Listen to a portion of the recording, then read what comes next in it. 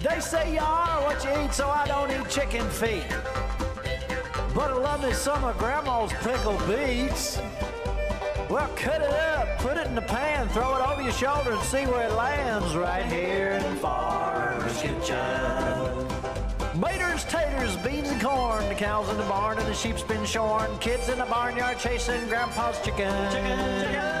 Spices, slices, cuts and dices, gonna slash your grocery prices right here in Farmer's Kitchen. Help you grow your garden good with recipes to suit your mood. Try some grub you've never tried before. Smash it with a wooden mallet, gonna educate your palate. Right here in Farmer's Kitchen, in Tim Farmer's Country Kitchen.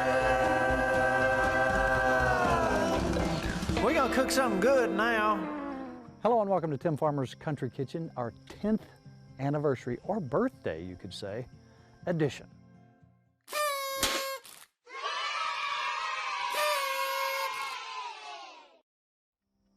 Now, as we get more viewers around the country, we get more questions. A whole lot of questions, as a matter of fact. We're going to try to answer a few of those today, and we're going to show you our timeline. Now, I lost the use of my right arm as a young man. I was serving in the Marine Corps at the time, in a motorcycle accident. And I had to adjust to figure out how to do the things I loved, one of them being fishing and hunting. Now, over the years, with the help of a few friends, one of them named Bill Mitchell, he brought in a magazine of a man shooting a bow with his teeth.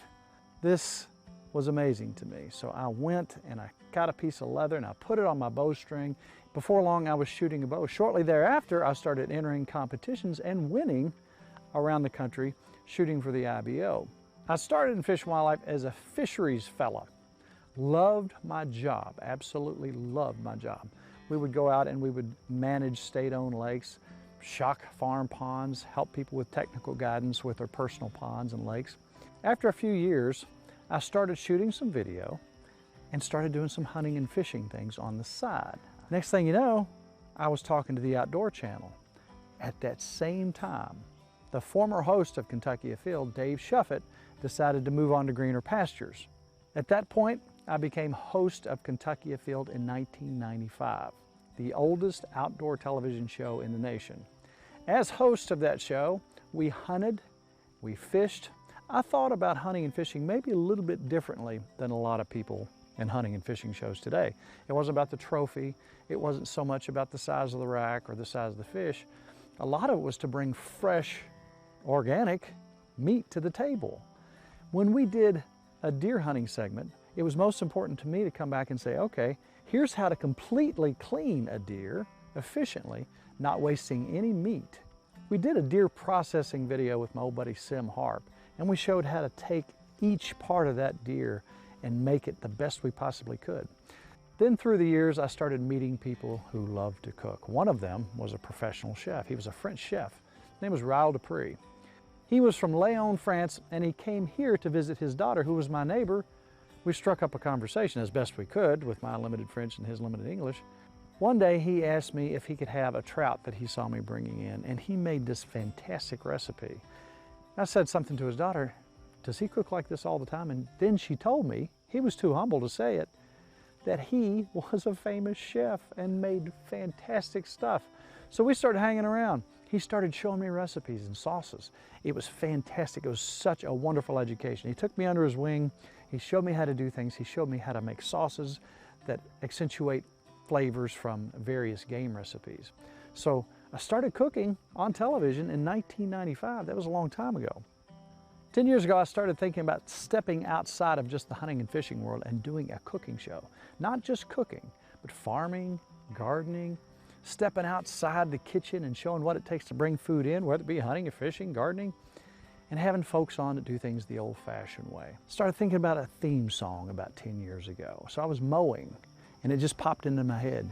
You are what you eat, so I don't eat chicken feet. I wanted the theme song to be kind of cartoonish, kind of fun, but to show what we do on the show, our mission statement per se. So it began. It was just me. So we started having folks on like Bobby Joe and Lois. Then we started having Miss Helen on with her fried apple pies. And then we would do things in our own kitchen, such as canning We'd bring in stuff from the garden. And I asked Nikki what she thought about starting a show. I would gradually try to get her to come on the show. Back in those early days, it was just me standing up there doing stuff and having guests. And I would try to get her to come on. And one of her early responses was, as long as you do all the talking. I said, well, Nikki, you got to talk too. And she was very shy, very reserved. So I would have her on occasionally.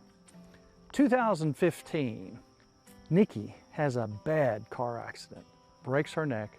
She's home for 12 weeks. I have to take off work for a long period of time to take care of her.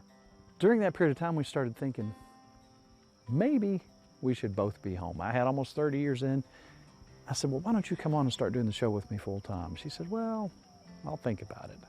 Fast forward a couple years, she retires from her job. And in 2018, she becomes officially the co-host of Tim Farmer's Country Kitchen.